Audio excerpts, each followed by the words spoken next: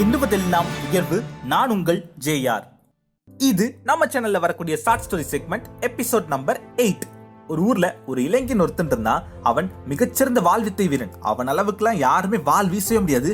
அவ்வளவு வேகமா வாள் வீசுவான். அந்த ஊர்லயே அவன் தான் மிகச்சிறந்த வாழ்வித்தை வீரன் அப்படின்னு நிரூபிச்சிட்டான். ஏன்னா அவன் எதிர்த்து போட்டியிட்ட அத்தனை பேரையும் தோக்கடிச்சிட்டான். ஆனாலும் அவன் தான் மிகச்சிறந்த வாழ்வித்தை வீரன் அப்படிங்கறத அந்த மக்கள் ஏத்துக்கலையாம். ஏன் அப்படின்னா, இந்த ஊர்ல சில வருஷங்களுக்கு முன்னாடி ஒரு சாமுராய் இருந்தார். அவருடைய வாழ் வித்தையெல்லாம் நீ பார்த்ததே இல்ல. அதுக்கு முன்னாடி இதெல்லாம் சாதாரணம். அவரையும் நீ தோக்கடிச்சு காமிச்சாதான் நீ மிகச்சிறந்த வாழ்வித்தை வீரன் அப்படின்னு நாங்க ஒத்துக்குவோம் அப்படின்னு அந்த ஊர் மக்கள் சொன்னாங்களாம். சரி, இப்ப அந்த சாமுராய் எங்க இருக்காரு அப்படின்னு சொல்லுங்கன்னு மக்கள் கிட்ட கேட்டான். அந்த சாமுராய் எங்க இருக்காரு, எப்ப வருவாரு, எப்ப போவாருன்னு யாருக்குமே தெரியாது. ஆனால் அவர் தான் மிகச்சிறந்த வாழ்வித்தை வீரர் அப்படின்னு திரும்ப திரும்ப அந்த மக்கள் சொல்லிக்கிட்டே இருந்தாங்களாம். இதை தொடர்ந்து அந்த சாமுராயை தேடி அந்த இளைஞன் பல இடங்களுக்கு அலைந்தான். காடு, மேடு, மலை அப்படின்னு ஏகப்பட்ட இடங்கள்ல அந்த சாமுராயை தேடி அலைந்தான் அந்த இளைஞன். ஆனால் அந்த சாமுராய் கிடைக்கவே இல்லையா. இப்படித்தான் ஒரு நாள் படகுல பயணம் செஞ்சுட்டு இருந்தான். அப்பதான் அந்த இளைஞனுக்கு தெரியுது அந்த சாமுராயும் அதே படகுல இருக்காரு அப்படின்னு.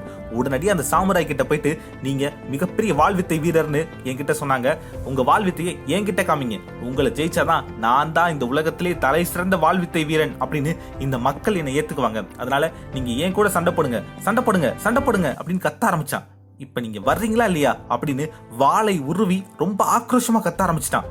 அப்பதான் அந்த சாமுராய் சொன்னாரு, இதே படகுல நிறைய பேர் பயணம் செய்யறாங்க. இந்த படகுல நம்ம இப்ப சண்டை போட்டோம் அப்படின்னா இது மத்தவங்களுக்கு இடையூறா இருக்கும். அந்த பக்கத்துல ஒரு தீவு தெரியுது பார், அந்த தீவுக்குள்ள இறங்கி நம்ம 2 பேரும் சண்டை போடலாம் அப்படின்னு அந்த சாமுராய் சொல்றாரு. உடனே அந்த இளைஞனும் சரின்னு சம்மதிச்சான். இதன் பிறகு அந்த படகோட்டி கிட்ட இருந்து துடுப்புகளை வாங்கி அந்த சாமுராயே அந்த தீவை நோக்கி படகை ஓட்ட ஆரம்பிச்சாரு. இதை தொடர்ந்து அந்த படகும் அந்த தீவை அடைந்தது.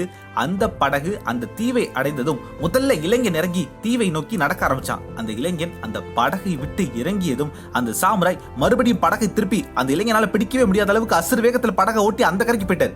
அப்ப கூட இருந்த மக்கள் எல்லாம் அவரை பார்த்து கேட்டாங்க, என்ன சாமுராய் இப்படி பண்ணிட்டீங்க, நீங்க அவனோட சண்டை போட்டு நிரூபிச்சிருக்கலாமே, நீங்க தான் பெரிய ஆளு அப்படின்னு மக்கள் கேட்டாங்க.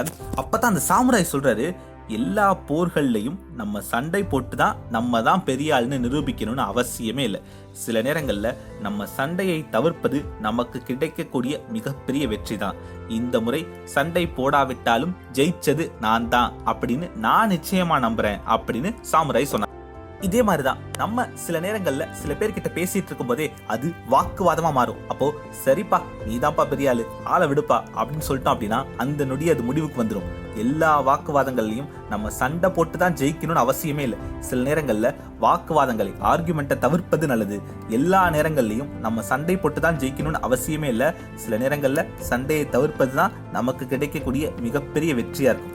அது எதிராளிக்கு இப்ப புரியலைன்னா கூட அந்த இடத்துல ஜெயிச்சது நம்ம தான் அப்படின்னு சில நாட்கள்ல அவருக்கு புரிய வரும். அதனால சண்டை போட்டு தான் ஜெயிக்கணும்னு அவசியம் இல்ல. சண்டை போடாமலே சண்டையை தவிர்த்து எப்படி ஜெயிக்கலாம்னு யோசிங்க. Dream big, achieve big. எண்ணுவதெல்லாம் உயர்வு.